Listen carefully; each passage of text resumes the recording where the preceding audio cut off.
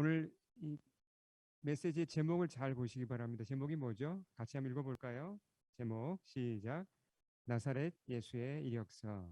네, 신약 성경을 우리가 이제 열면 마태복음으로 시작되죠. 마태복음 1장 이제 마음 먹고 성경을 이제 읽다가 보면 이 족보에 난해한 족보에 부딪힙니다. 네, 왜 이렇게 많은 이름들이 나와요? 방금 우리 두보라 자매가 쭉 읽는데도 생소한 이름이 이렇게 계속 나오니까 읽기도 참 쉽지 않아요. 보통 이런 질문이 떠오르죠. 아니, 왜 이렇게 지루한 족보를 하필이면 첫 페이지에다가 이걸 놨을까? 좀 놀래면 좀 뒤로 빼지. 성경 통독함을 하려다가 딱 책 폈는데 이거 족보에서 막히니까 보통 거기서 멈추는 분들도 계시잖아요. 이건 뭐냐 그리고. 근데 왜 하필이면 신약 성경 첫 페이지에 이 족보가 나올까? 우리 이런 질문을 가지고 오늘 말씀을 한번 들어가 보겠습니다. 이게 솔직한 우리 반응이 어떻습니까? 좀 지루하다, 아니면 좀 난해하다. 이게 뭔가 보통 여기서 은혜 받긴 참 힘들어요. 족보 읽으면서 그렇잖아요. 근데 가만히 들여다보면 이 족보가 굉장히 흥미롭습니다. 특히 이 마태복음을 처음 읽었던 독자들은 대단히 큰 흥미를 가지고 이 족보를 봤다는 걸 우리가 알 수 있죠. 사실은요, 이게 오늘 말씀이 1절부터 17절이잖아요. 짧은 이 17절 안에 예수 그리스도가 누구이신가를 너무나 효율적으로 설명한 거예요, 사실은. 이 족보가. 자, 오늘날 우리 사회는 개인주의 사회입니다. 뭐 너무나 이제 우리는 거기 젖어 있죠. 그래서 보통 사람들이 자기를 소개할 때 뭘 가지고 소개를 하죠? 보통 뭐 직장을 구하거나 그럴 때 이제 레주메, 이력서를 쓰잖아요. 그렇죠? 이력서에 보면 뭐가 들어갑니까? 이름 쓰고 뭐 학력, 뭐 경력 이런 게 다 들어가죠. 자, 이력서에다가 자기 족보 쓰는 분 혹시 보셨어요? 이력서에 이력서를 냈는데 자기 그 조상님들의 이름이 쭉 들어가 있는 그런 게 없죠. 요즘은 누가 그렇게 합니까? 안 그러죠. 근데 이 1세기만 해도 이게 개인 중심의 사회가 아니라 가족 중심의 사회였습니다. 모든 게 가족 중심으로 돌아갔기 때문에 어, 그 당시에 이 1세, 예수님 시대 이때는요, 계보, 족보가 그 사람의 이력서였어요.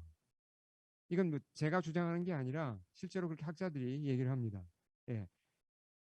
오늘날과 같은 그런 이력서가 없었어요. 그러니까 내가 어느 집안 출신이다 이거를 보여주는 게 나의 이력서인 거예요.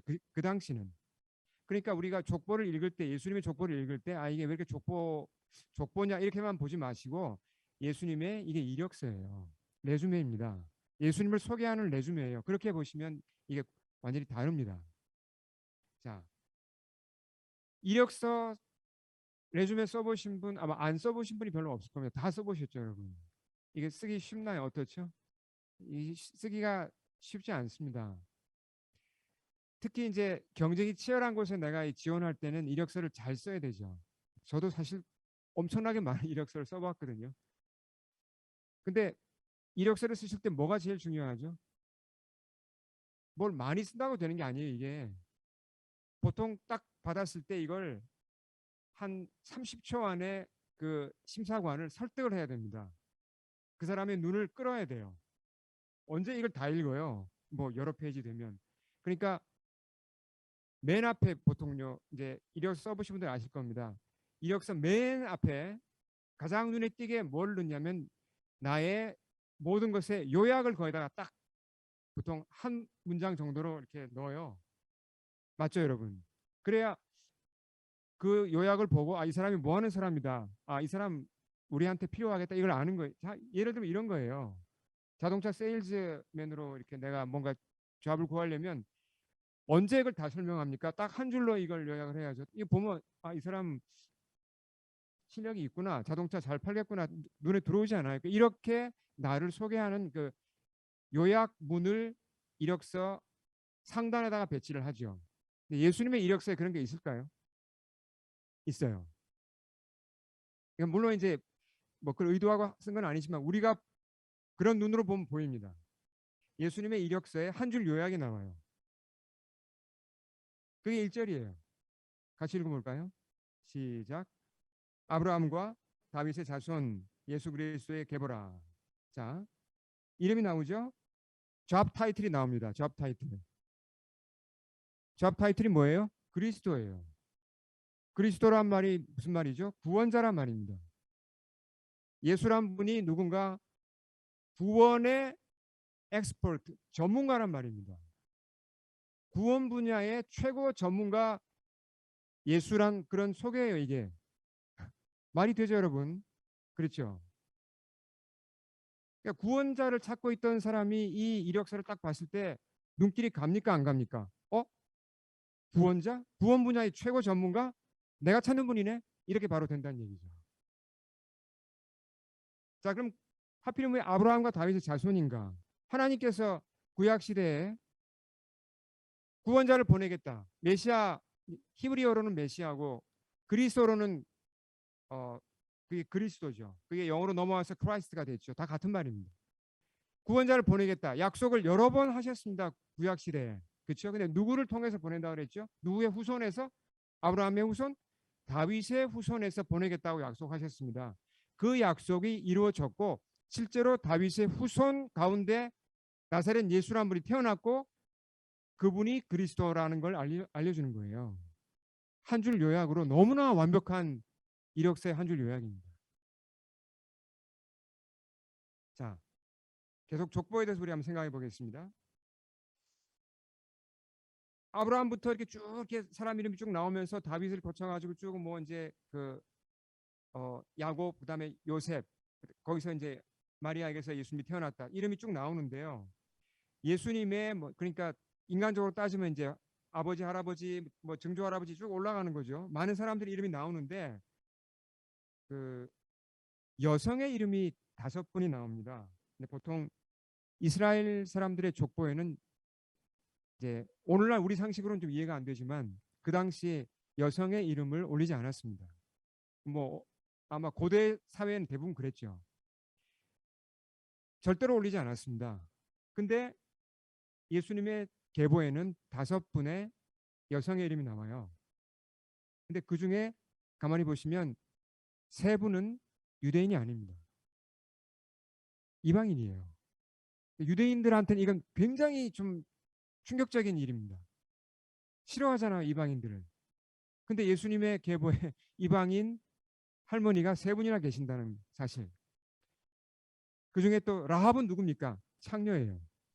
아니 어떻게 창녀 출신 할머니를 족보에 안 빼고 그걸 넣는가? 이해가 좀 안 되는 그런 이게 상황입니다. 보통은 이런 어떤 좀 수치스러운 분들은 족보에서 어떻게 합니까? 그냥 슬며시 빼죠. 그리고 여성의 이름을 안 넣어도 되는데 굳이 넣을 필요가 없잖아요. 근데 왜 이걸 굳이 넣었을까?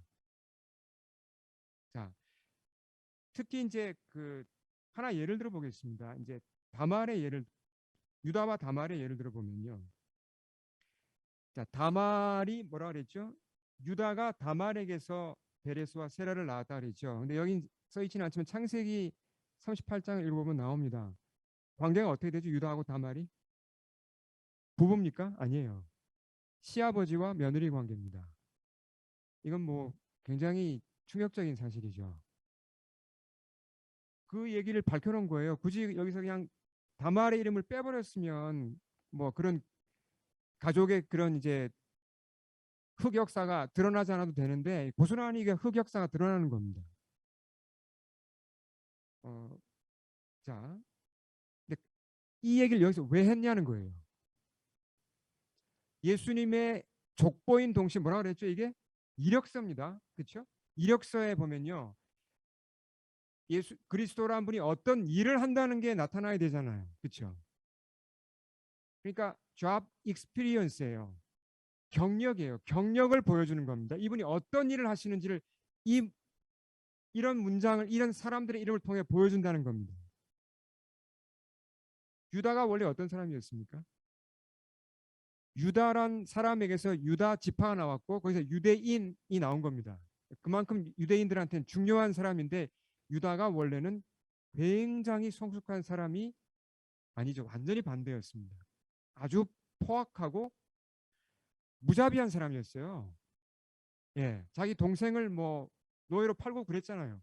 자기 며느리도 뭐 불태워 죽이려고 그러고 뭐 이건 뭐 창세기 읽어보시면 다 나오는데 그렇게 정말 참 너무나 그 인간답 그러니까 뭐라 그럴까요? 그 바닥의 성품을 가진 사람이었습니다. 근데 하나님께서 이 유다를 어떻게 바꿨죠? 하나님이 혼자 하신 게 아니라 사실은 구원자가 하신 것입니다. 하나님 아버지가 유다를 변화시켰다 그러면 그게 무슨 얘기입니까? 아버지와 아들께서 함께 일하십니까? 아버지 하나님과 구원자이신 예수께서 함께 일하십니까? 함께 일하시죠. 예. 그러니까 이 속에도 이미 구원자의 일이 있던 겁니다. 유다가 변화되어서 그렇게 거칠던 사람이 하나님의 사람으로 오랜 세월에 걸쳐 바뀌었거든요. 그 일을 누가 했다는 얘기입니까? 구원자이신 그분께서 하셨다는 얘기입니다. 다말도 마찬가지예요. 그렇게 도덕적으로 그 불륜을 저질렀는데 나중에 보면 후세 사람들한테 칭송을 받아요. 룻기에 나옵니다. 다말도 결국은 구원자께서 품고 변화시켜서 하나님의 딸로 바꿔놓았다는 얘기입니다. 사람들이 다듬어지고 구원받고 바뀌어요. 그걸 누가 한다는 얘기입니까? 구원자께서. 그런 일을 한다는 걸 보여주는 겁니다. 이분의 이력서에서. 자, 그러면 이제 우리에게 이걸 적용해 볼 수가 있어요. 이 이력서가 그럼 우리한테 지금 뭘 말씀하시나? 이런 사람들, 유다와 다말 같은 사람이 우리한테 뭘 얘기하나? 우리에게 어떤 소망이 있죠? 아, 유다 같은 사람도, 다말 같은 사람도 이렇게 흑역사가 있는 가족도 깨어진 가정이라도 문제가 심각한 인생일지라도 소망이 있나요? 있죠. 구원받을 수 있습니까? 있다는 얘기입니다. 어느 누구나 상황이 어떠하든지 아무리 절망적이라도 아무리 깨어졌더라도 구원받을 수 있다는 걸 얘기해 주는 겁니다. 이 복음이죠. 그러니까 예수 그리스도란 분은 정말 구원 분야에 있어서는 최고 전문가예요. 그걸 이 많은 사람들의 이름이 우리에게 알려주고 있는 것입니다. 자, 그 혹시 미시옹 본학교에 아시는 분 계세요? 영어로는 웰컴 홀 미션이라고. 이게 생앙리 지역에 가보시면 사실 생앙리 지역이 약간 좀 험한 지역이긴 한데 이제 일부러 그 지역에다 이걸 위치한 겁니다. 몬트리올 케벡에 있는 그 개신교 교회들이 만든 단체입니다. 특히 복음주의 그 교회들이 힘을 모아서 만든 사회 봉사 단체예요. 아마 제가 알기로 그 개신교 복음주의에서 만든 아마 가장 큰 사회 봉사 단체일 겁니다. 우리 교회도 지금 정기적으로 이 단체에게 후원을 하고 있죠. 근데 이 이제 웰컴 올 미션이 하는 일이 이제 크게 세 가지가 있습니다. 첫째는 이제 그 경제적으로 어려운 분들한테 음식을 나눠줍니다. 우리 구세군도 하고 있잖아요. 우리 교회 이 건물 지하에도 음식 창고가 있듯이 더 크게 그 일을 해요. 근데 음식뿐만 아니라 생필품을 다 줍니다. 심지어 뭐 매트리스까지 있어요. 그렇게 이제 어려운 분들이 일주일에 1,000명 이상이 와서 음식과 생필품을 받아갑니다. 그 일을 하는 거고요. 그리고 이 건물이 꽤 큽니다. 그 가보시면 이제 2층에 재활, 그러니까 리헵 센터가 있어요. 그 거기 이제 한 6, 70명을 거기서 숙식을 할 수가 있습니다. 네, 마약 중독, 알코올 중독, 또 뭐 도박 중독, 음란물 중독 이런 사람들을 이제 그 중에 기독교적인 방법으로 재활을 받겠다고 이제 받아들이면 합숙을 하면서 그 재활 치료를 받게 해줍니다. 제가 거기서 이제 실습을 해서 제가 좀 이제 그 알게 됐는데요. 그 제가 실습할 당시 어떤 일이 있었냐면 이제 크리스찬 가정이에요. 케벡 크리스찬 가정 아주 중산층 아주 정말 겉으로 볼 때는 그냥 아주 그냥 그 괜찮은 집안이에요. 근데 그 크리스찬 집안의 장성한 이제 아들이 하나가 도박 중독이 이제 문제가 된 거예요. 그 부모가 그 자기 아들을 데리고 이 센터에 왔는데 상담하시는 분 앞에 그 얘기를 하다가 그냥 오열을 하고 막 통곡을 하는 이제 그런 일이 있었습니다. 얼마나 마음이 이제 힘들었으면.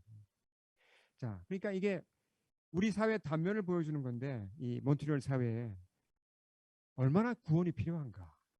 물론 이게 가난이라든지 이런 데서도 그런 구원이 필요하죠. 이런 중독된 분들 정말 구원이 필요합니다. 그 또 세 번째 이 웰컴홀 미션에서 하는 사역이 뭐냐면 탈선한 청소년들을 도와줍니다. 예. 제가 한번 이제 그때 그 실습할 당시에 이제 그 책임자가 이제 그 자기가 하는 그 이제 일을 소개하고 간증하는 걸 제가 들었어요. 그 중에 이제 한 분을 소개하고 싶은데 에마누엘 라퐁덩이라는 분이 이제 벌써 오래됐죠. 한 10년 가까이 됐는데 그때 제가 이분의 이제 그 간증을 들었습니다. 이분이 그 생미셸 지역에서 태어났습니다. 생미셸이 어떤 지역이죠? 몬트리올에서 혹시 아세요? 생미셸. 몬트리올에서 아마 가장 험한 지역 중에 한 곳일 것입니다. 예. 그런 생미셸에서 태어나가지고 10대 때 이미 갱단에 들어갔다고 그래요. 이분이. 예. 그래서 뭐 칼부림하고 감옥 들어가는 게 그냥 일상이었다고 그래요. 이제 이분이 이제 흑인 분이시거든요. 도저히 뭐 인생에 답이 안 나오고 심지어 판사하고 경찰서장이 포기했습니다. 이분을. 너는 안 된다. 근데 이제 이분이 간증하기를 어떻게 이제 우여곡절 끝에 크리스찬 그 어떤 이제 크리스찬 가정을 만났습니다. 이제 크리스찬 가정이 이제 10대 소년인 이 이마누엘을 케어를 해준 거예요. 만나주고 식사 초대하고 정기적으로 만나서 케어를 해준 거예요. 사랑을 해준 거예요. 그러면서 그렇게 굳게 닫혔던 이 에마누엘 이 아이의 마음이 열리게 되고 주님을 영접했어요. 그때. 그래가지고 다시 고등학교를 자퇴했었는데 돌아가가지고 학교를 졸업하고 대학도 졸업하고 회사를 세웠어요. 회사를 성공적으로 한 10년 정도 회사를 경영을 잘했습니다. 네, 그쪽으로 쭉 가도 되는데 그때 부르심이 온 거예요. 웰컴 홀 미션에서 청소년들을 좀 돌보라는 부르심이 하나님께로부터 온 거예요. 그래서 웰컴 홀 미션에 조인을 해서 탈선 청소년 책임을 맡게 되었습니다. 그 일을 쭉 해오시다가 제가 지금 웹사이트를 보니까 지금은 이제 그 바이스 프레지던트로 계속 그 이런 일들을 웰컴 홀 미션에서 하고 계세요. 예. 자, 이분의 보기를 우리가 봐도 뭘 할 수 있습니까? 얼마나 구원자가 필요한가? 그리스도라는 이 구원의 전문가를 제대로 만나기만 하면 인생이 바뀝니다. 자, 그 계보를 쭉 읽어보시면 마지막 절에 좀 더 이해하기 힘든 부분이 나와요. 17절. 우리 같이 한번 읽어보겠습니다. 17절 시작. 그런즉 모든 대수가 아브라함부터 다윗까지 14대요. 다윗부터 바벨론으로 사로잡혀 갈 때까지 14대요. 바벨론으로 사로잡혀간 후부터 그리스도까지 14대더라. 자, 도대체 이게 왜 14대를 얘기하나? 그리고 하필이면 또 왜 이렇게 3등분으로 지금 끊었잖아요. 그렇죠? 아브라함부터 다윗까지, 다윗부터 바벨론 포로까지, 포로부터 예수님까지 이렇게 3등분으로 끊었는데 하필이면 또 14대씩 끊었나? 그러니까 마태가 지금 어떤 숫자를 강조하는 거죠? 14를 지금 강조합니다. 그렇죠? 14를 지금 강조해요. 근데 사실 아브라함부터 다윗까지가 14대가 맞나요? 이 구약 성경 역대기라든지 이런 데를 쭉 읽어보시면 관심 있는 분 한번 찾아보시면 알 수 있는데 14대가 넘어요. 아브라함부터 다윗까지가 14대 넘습니다. 몇 대가 더 있어요. 그 두 번째, 세 번째도 마찬가지예요. 다윗부터 바벨론까지, 바벨론 포로부터 예수님까지가 다 14대를 조금씩 넘어갑니다. 근데 마태가 의도적으로 좀 뺐어요. 사람들을 빼고 14명으로 딱 정리했어요. 14명만 있으면 돼. 14명, 14명, 14명으로 의도적으로 정리를 했어요. 그렇게 14란 숫자를 강조하려고요. 이해하시겠죠? 이게 무슨 뭐 코드가 아닙니다. 이거 가지고 또 무슨 코드 푼다고 하시면 안 되고요. 14를 강조하려고 세 번을 쓴 겁니다. 14번, 14번, 14번으로 그렇게 편집을 했어요. 마태가. 그렇죠? 그게 17절 얘기잖아요. 이게 유대인들이 글을 쓸 때 하나의 기법입니다.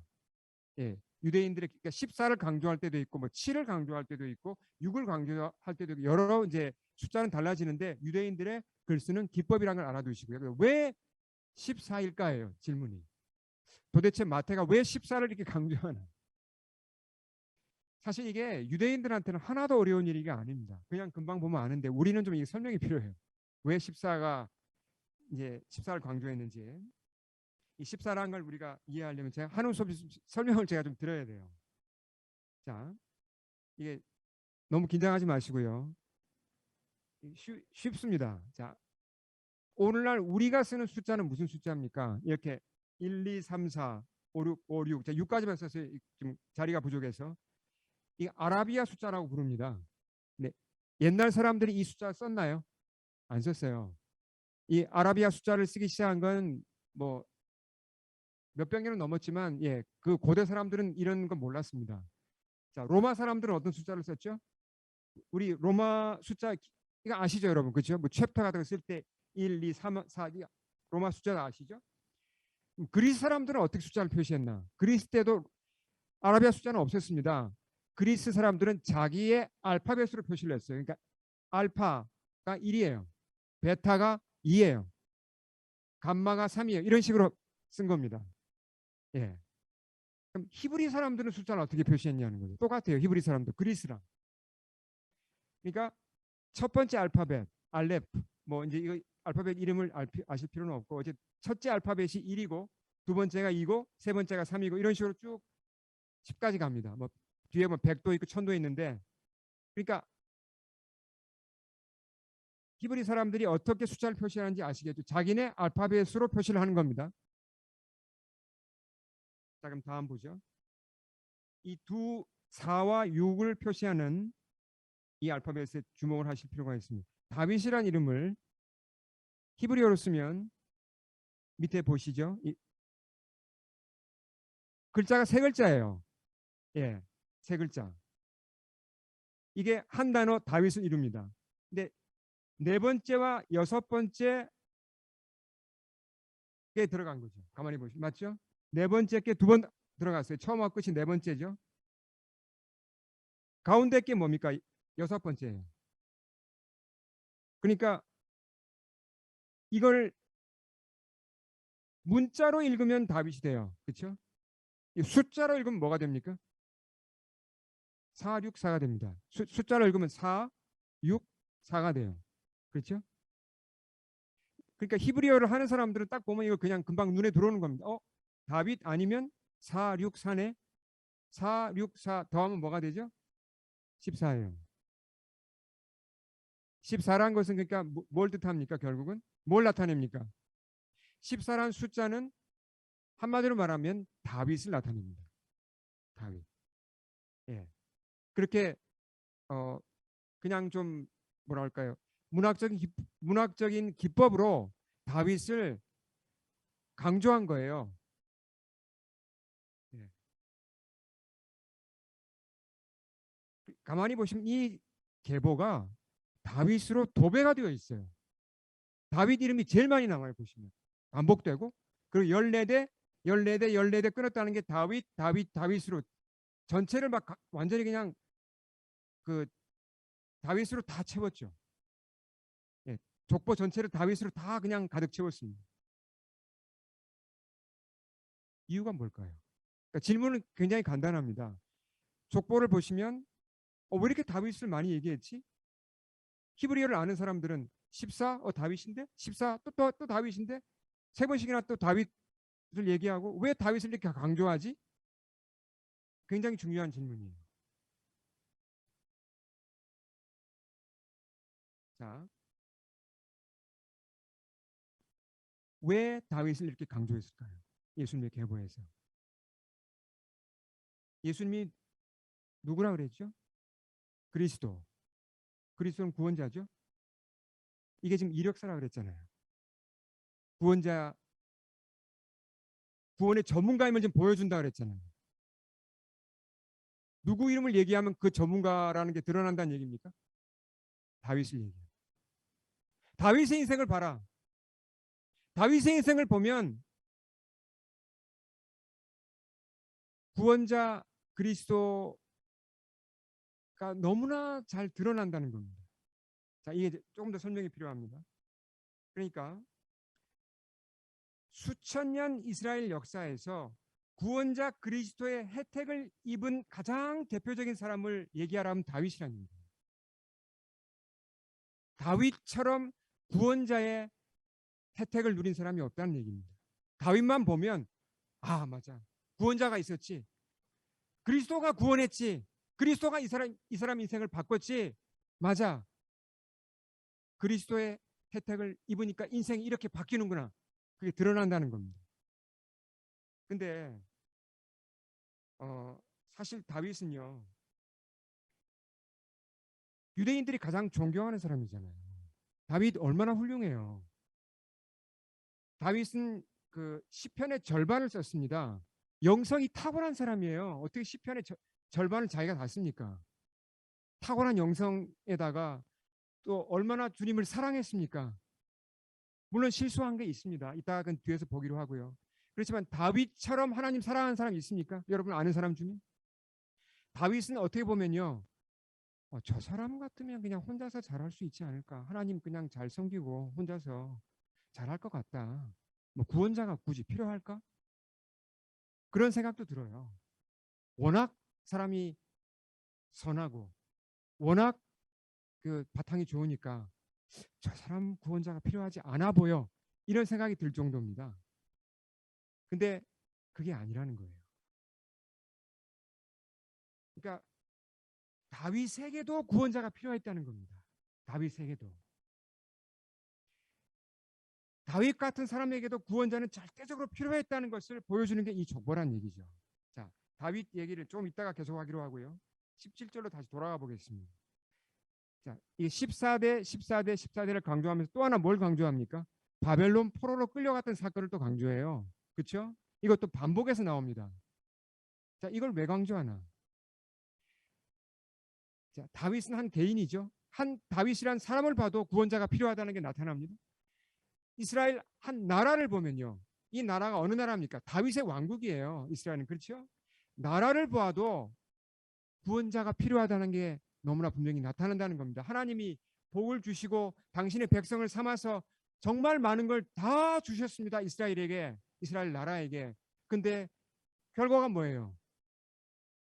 우상 숭배하다가 그렇게 돌아오라고 해도 끝까지 버티고 그렇게 죄에서 못 떠나더니 하나님이 결국 어떻게 해야만 했습니까?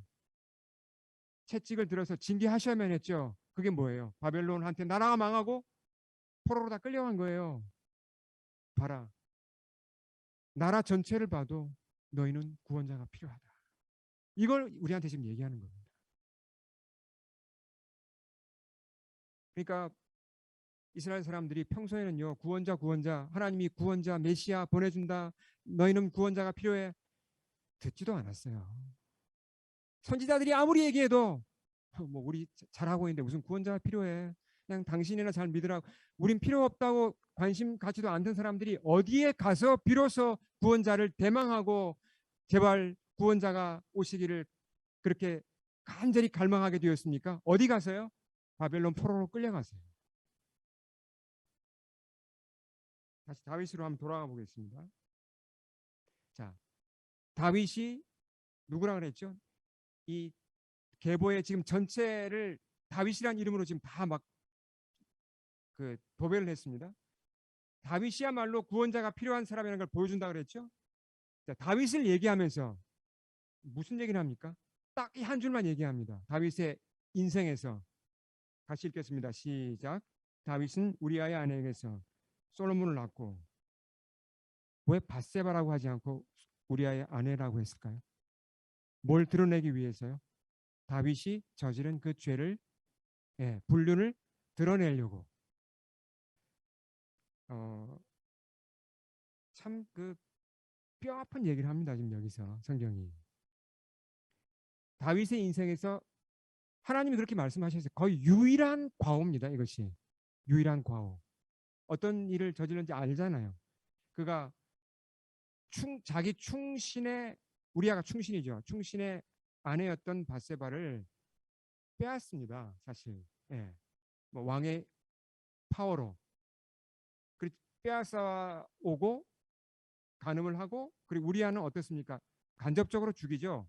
명령을 내려서 전쟁터에서 격전지로 보내서 맞아 죽게 하라 그랬습니다. 적에게. 예. 나중에 정신을 차린 다윗이 이제 뼈아프게 이걸 회개합니다. 그가 저지른 이 죄에 대한 대가는 무지무지하게 컸어요. 사실 이걸 누가 배웁니까? 이렇게 한 걸 누가 배우죠? 아들들이 배워요. 압살롬하고 그 아들들이 배워서 똑같이 합니다. 이걸. 예. 가정에 큰 시련이 오고 나라 전체가 큰 고통을 당하죠. 근데 굳이 마태가 족보에서 다윗의 이 아픈 점을 이 어두운 면을 굳이 왜 밝히죠? 이걸 뭐 오늘날 우리가 이제 이런 그 상대방의 이런 약점을 누가 잘 드러냅니까? 정치인들이 주로 잘 드러내잖아요. 뭐 정적을 서로 막 이렇게 공격하려고 그런 의도가 여기서는 아니죠.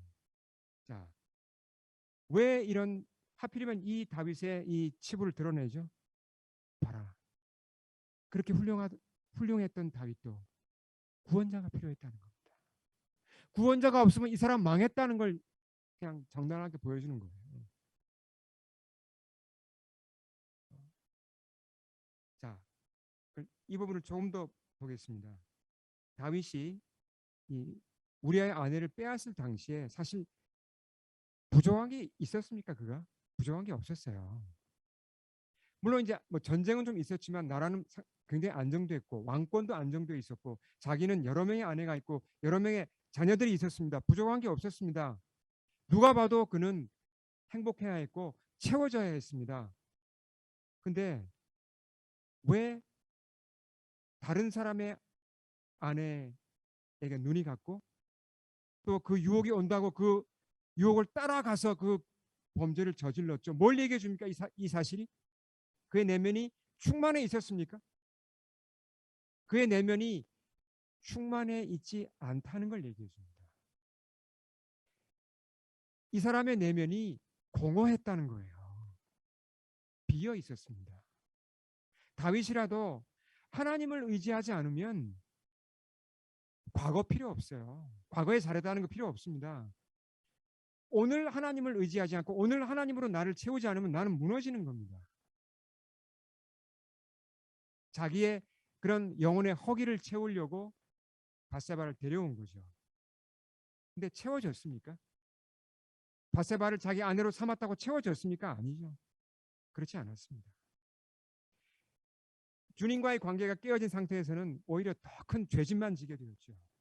여기서 우리가 중요한 교훈을 배웁니다. 우리가 보통 사람들이 뭘 위해 살아갑니까? 내가 원하는 거 얻으려고 살아가잖아요. 그렇죠? 내가 원하는 일을 하고 내가 원하는 사람과 함께 살고 우린 뭔가 내가 이렇게 소유하고 얻으려고 그래서 갖추려고 살아갑니다. 그렇게 일합니다. 근데 그거 가지고 내 영혼이 채워지지 않는다는 걸 우리가 분명히 봐야 됩니다. 주님으로 채워야 되는 걸 우리가 알죠. 근데 과거에 난 좋았어. 그거 소용없다는 겁니다. 현재가 중요한 거예요. 현재 내가 주님으로 채워지지 않는다면 나는 무너질 수밖에 없다는 겁니다.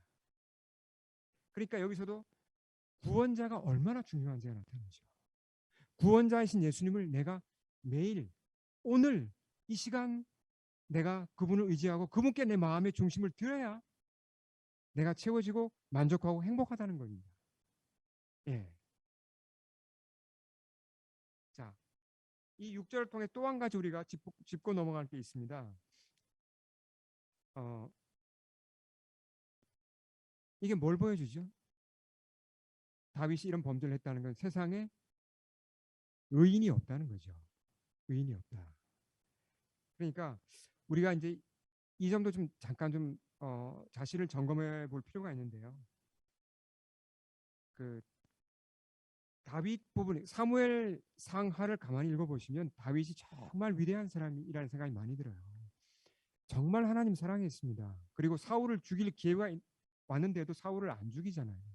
하나님을 경외해서 그런 사람이었는데 유혹이 다가오니까 그걸 유혹을 이기지 못하고 범죄하잖아요. 물론 이제 뭐 저 같은 사람은 그런 유혹이 다가와도 일반 사람들은 그 유혹이 안 돼요. 왜냐하면 능력이 없잖아요.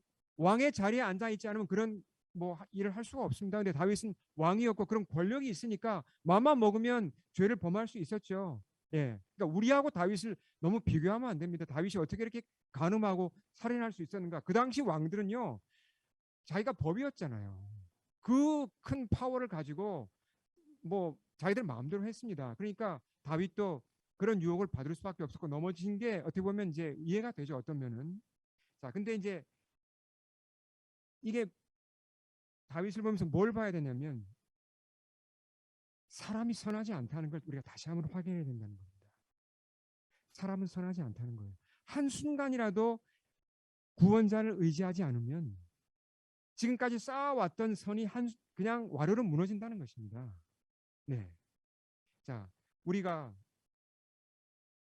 우리 여러 가지 시험이 다가오죠. 우리 세상에 살다 보면 한 100가지쯤 시험이 다가왔습니다. 어떤 사람은 100가지 시험이 다가오면 99번 넘어져요.